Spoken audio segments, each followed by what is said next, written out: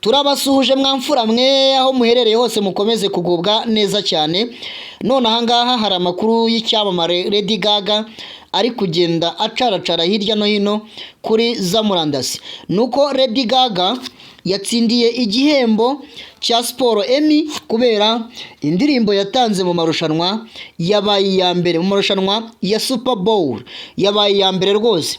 Bityo Lady Gaga ahita ategura igitaramo kimeze neza kandi igitaramo cyanditse amateka hirya no hino, cyanyeganyije inkuta z'inzu z'imyidagaduro zigiye zitandukanye hirya no hino ku isi bitewe n'uburyo cyitabiriwe cyane rwose. Yahise ategura igitaramo cy'amateka cyabereye ku mucanga wa Copacabana, aho ngaho rwose cyabereye ku mucanga wa Copacabana, aho ngaho ni muri Brazil, aho yakurikiwe n'abafana benshi cyane basaga 2,500,000 barakubita baruzura baza kureba Lady Gaga.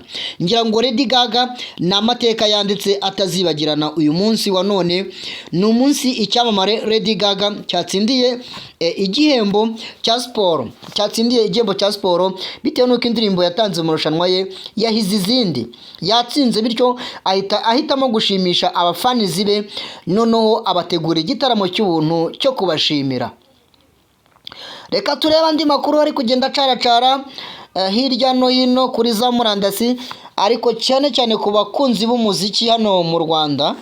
Ngira ngo amakuru y'icyamamare Tems ni umuhanzikazi w'umunyanigeriya, aho yamaze gusezeranya cyangwa se yamaze kumenyesha ko azataramira mu Rwanda mu minsi iri imbere.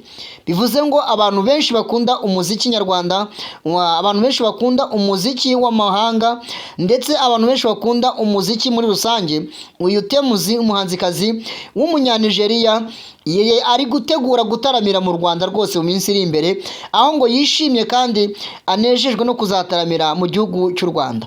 Ngira ngo umuziki w'u Rwanda uri kugenda rwose uhurura n'amahanga, benshi bakabona yuko rwose mu Rwanda ari aho gutaramira kandi heza hizewe.